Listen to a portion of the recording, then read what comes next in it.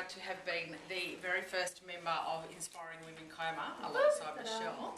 So I feel very privileged to get the opportunity to talk to you all tonight. It tells me I need to tell you about me because, you know, we are inspiring women, and quite often, even though, you know, none of us feel like our own story is very inspiring, quite often I'm told by people that, you know, that's a really, you know, amazing journey that you've been on. So I guess to honour those people that tell me that it is a really good journey, I'll share a little bit about it, but I'll do it really quick for you.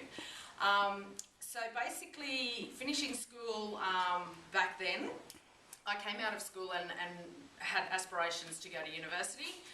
Didn't do too much at school. I was a little bit naughty, but came out of school and felt like, you know, this is more me. I'm ready for tertiary education. I wasn't really into high school, but now, you know, I'm ready for the big school and ready to go to uni. I had a partner at the time who was a professional football player, and it wasn't really his idea for me to go off to uni. His idea was for me to go out and get a job and a lot of money so that he could just play football, and it didn't matter if he got paid or he didn't.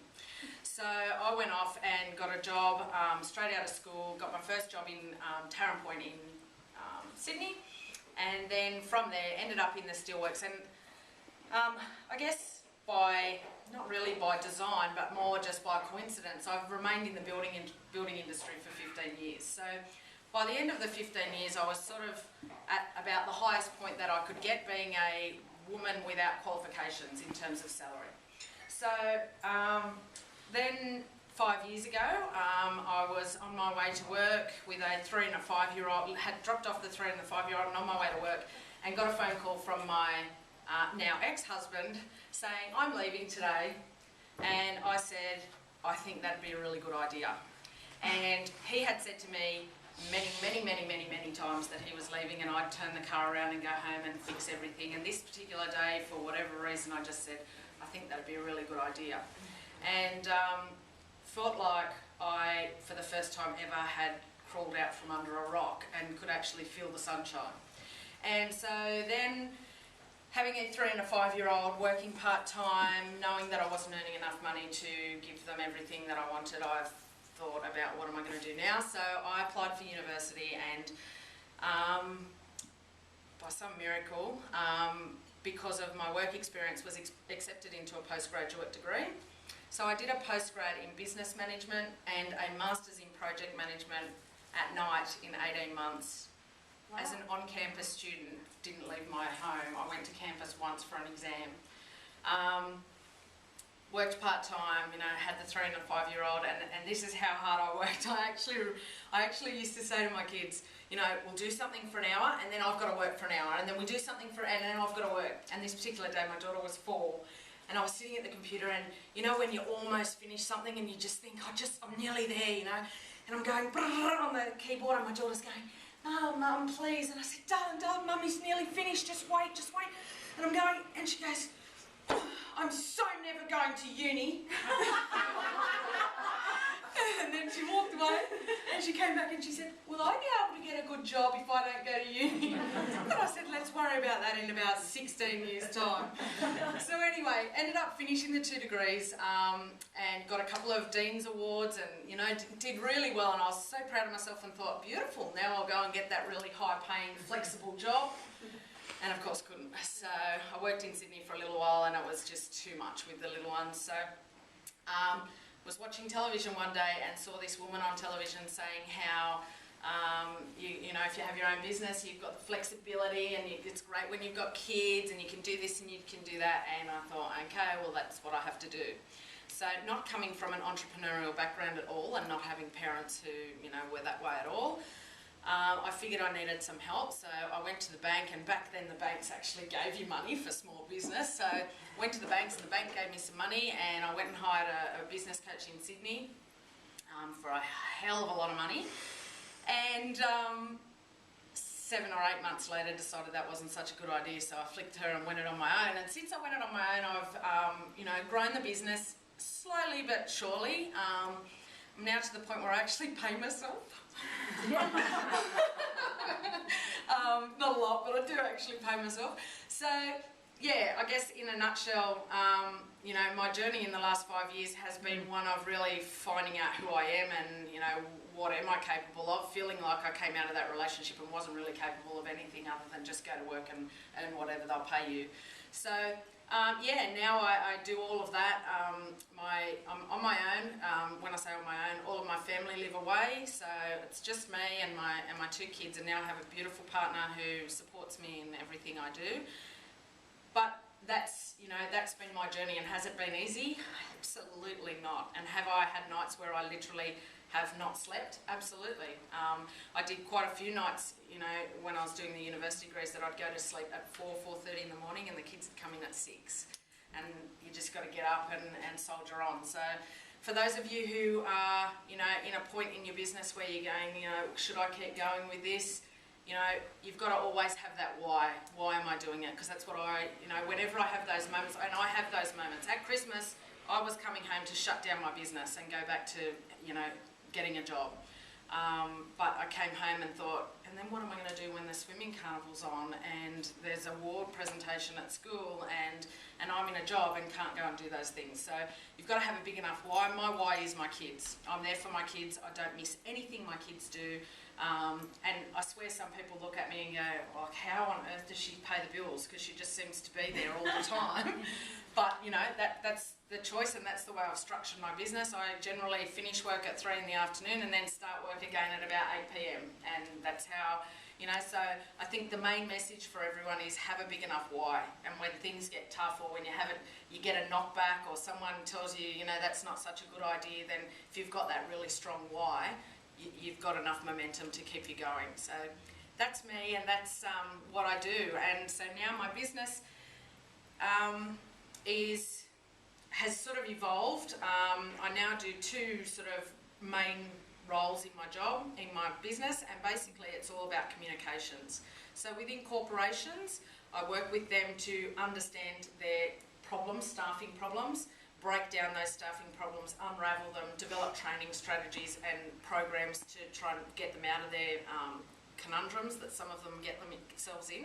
So I've had some really awesome success with some corporations, some really big councils, and not this council but other councils, and really put in some programs that have been really successful in getting their employees to love what they're doing again, and that sort of thing. So that's sort of one arm of my business, and that side of my business is really the cash flow side of my business, because the part that I really love is working with small businesses, and small businesses don't always have the cash flow to keep support me and keep me going. So I then also help small businesses with social media, and when I say social media, it's online communications. So I help with these sorts of things, your YouTubes, your Facebooks, your Twitter, all of those sorts of things, but I also help with email newsletters and blogging, and why do we blog, what are we blogging for, who are we trying to attract, and all of that sort of thing. So it's all about communications, generally internal with corporations and external with small businesses. And so, on that note, YouTube and video, and why should we use YouTube and video? Can I just see who does use YouTube and video? Okay, a couple? Yeah. To give you an idea, if you're not using YouTube and you've got a website, or your people are searching for you and you're not coming up on that first page of Google, YouTube can be a really, really quick way to get your business up there on that first page. So SEO and search engine optimization, as we know it with a website, is changing all the time, and there's just been some major developments and major changes in it just recently. However, we can almost gazunk YouTube and gazunk Google by having a really good YouTube presence. Talk too long, sorry. Yeah, so that's why I want you to think about using video, okay? I want you to think about using video because you can use those keywords. If you do a search for your particular keywords and no videos come up on that page 1, there's a very good chance that if you put a video up there, you'll get a position on page 1, okay? So, and there are a few reasons why we tend not to use YouTube. So firstly, why does it work? When we think about what we're giving clients or what we're giving prospects and what we're sharing with them, we need to understand that It doesn't really matter what it's worth to you, it matters what it's worth to the client or the prospect. When we talk about video, there's a really high perceived value, okay? So the perception is that if you're doing a video, you're putting yourself out there and sharing a lot of information. You might be sharing exactly the same thing in a text document, but you actually personally delivering that is perceived as being to a higher value to people. The second thing is people like watching video, and I didn't do stats and all of that because I didn't want, that's not what tonight's about, but it is proven that people like watching video. The second thing is that we all know that we all have different learning styles. When you use video, you're appealing to more learning styles, of course. It's more interactive, so they may not necessarily see you or even hear your voice, but the perception is, there's a connection that comes with video. Okay, it's much more time efficient for people. We're all time poor. If we Google how do I open a bottle of champagne, and there's a document or there's a little snippet clip on opening a bottle of champagne, I know which one I'm likely to click on.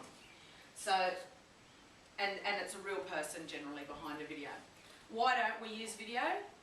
9 out of 10 people say to me, too scared. Too scared. Don't want to put myself in front of a camera. Don't want people to see me in that way. Okay? Lack of confidence, a lack of knowledge on how to do it, a lack of tools and equipment, a lack of interest. And I'll just go back there one. I just want to give you a little blurb on each of these. So when it comes to fear, if you think you're the only person that quivers and trembles and shakes when you think about putting yourself on YouTube, you're wrong. We all think the same, okay? Nobody, even people who are now TV presenters, before they started being TV presenters, 9 out of 10 of them weren't comfortable in front of a video camera, okay? The fear comes because it's unknown, okay? So that's something that I'm going to talk about how you can overcome that. A lack of confidence, the same sort of thing. We all, as small business owners, we all have this perception that nobody's really interested, nobody really cares what we've got to say. And that's just a normal human response for us is, no one really cares. The other thing is we all think that what we know is general knowledge. And I'm happy to tell you that every single one of you in this room know a lot about your particular business and what it is that you do more than I do, okay?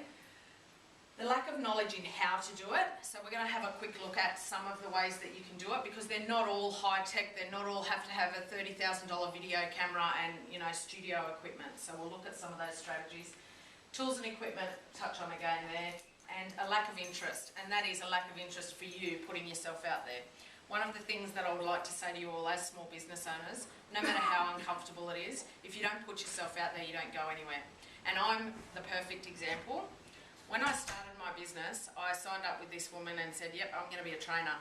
And then I hung up the phone and went, oh, what on earth was I thinking? I can't speak in front of people. I'm actually such an introvert that if I was in this room with all of you and I didn't know some of you and weren't the speaker, I would be sitting in the back corner there and trying to not make eye contact with anybody. I was so nervous about it that when I would first pull up to go to a networking event, I would stop my car there because my logic was if I'm parked there, I can't leave. Somebody's already seen me, I have to go in. But then I would end up opening the door and throwing up on the ground and leaving. Like I used to make myself so sick about these sorts of things, about networking, about putting myself out there. And until I did, my business went nowhere. So you've really got it, that's part of being in business. Unfortunately, for some of us, as hard as it is, you've got to put yourself out there. One of the good things about video is you don't have to stand up here in front of all the people and wait for them not to clap when you're finished. Because you don't know, you put it on YouTube, they could clap, they could go, what a load of rubbish. You don't know. So take a little bit of comfort in the fact that you don't have to see their reaction. You just put it up there, see what happens, okay? How can anyone use video? As I said, you've just got to do it. But there are some strategies to make it a little bit easier for yourself. Practice, practice, practice. And when I say practice, I don't mean, practice on YouTube. You don't want to practice, put it on YouTube, practice, but oh no, didn't get any hits, practice, put it on YouTube. That's not what I mean. I mean, practice, watch it. Record yourself, watch it. Record yourself, watch it. Because there's one thing that comes from that. Nobody else can see what you're feeling, and nobody else knows what you meant to say. So it's just like when I'm in training a room full of people. If I miss a whole section of my training, nobody knows. If I tack it on at the end, if there was an example I wanted to give and I tack it on at the end, you didn't know where it was supposed to come in. Video's exactly the same, okay? So you've got to try and relax and understand that only you know it was a mistake and only you know the butterflies and the nerves that you're feeling. Nobody else does. And surprisingly enough, the more nervous you think you are, when you go back and watch it, it's actually the better you perform. Sometimes that nervous energy can make you really outshine what you thought you were capable of. Watch yourself. Audience can't see your nerves, and start off screen. And when I say start off screen, what I mean is there are loads of tools, which we'll look at, that are just either your screen, okay, you're recording your screen, you can be talking over the screen recording, or you can just be using slides over the screen recording. You don't have to start by plonking yourself in front of a video camera and expecting it to look natural. Okay, so start with some on-screen demonstrations just with your voice over the top, or start with a client. Have yourself off camera and ask the client if they'll go on camera and you do an interview of them. Okay, don't think that you need to overcome your fears by launching in front of a camera and just thinking that it will all come naturally. Oh, the 3x5x3, that's a little rule for you. Do it 3 times, watch it 5 times, and repeat the cycle 3 times. So have a video, or have something that you want to do as a video. Record it, watch it, record it, watch it. When you're happy with it on about the 3rd time, watch it 5 times. Okay, then do another video. Do it 3 times. By the time you've done that, and you've started to get a little bit more confidence and show your mum, show your partner, ask your kids, and your kids go, "You're an idiot, mum," like mine do, then you'll feel much more confident then in front of a camera, okay? A couple of little tips when it comes to the tools. If you are standing in a dimly lit room up against a dark grey background or something like that, it will never look good, okay? Everybody said to me when I started to do a few videos, "Oh, you've got to have really good lighting." So I go Google, studio lighting. Whoa! Okay, I won't be doing videos. Guess what I did? I went to Bunnings and I bought a $35, you would have seen them on a building site, they're yellow tripod-y things with spotlights on the top. Yeah. I bought those and they sit in my office and everyone that walks in goes, "Right." They are my lighting. It adjusts up and down, so if I put them on myself and I turn the camera on and I have a look on the screen and I go, "Ooh, that's not so pretty," put the lights up higher looking down, or put the lights down lower, but that's what I use for lighting. I try and just use a plain sort of a background or something, not a busy background, and then once you've got that lighting right and the audio's good quality, because you don't want to have one that people have got to try and hear it, so you want decent audio, so therefore, if you can't afford to buy miking equipment, just don't put your camera too far away, set it up so that you're in a position that you can use whatever equipment you've got to make something and just start, okay?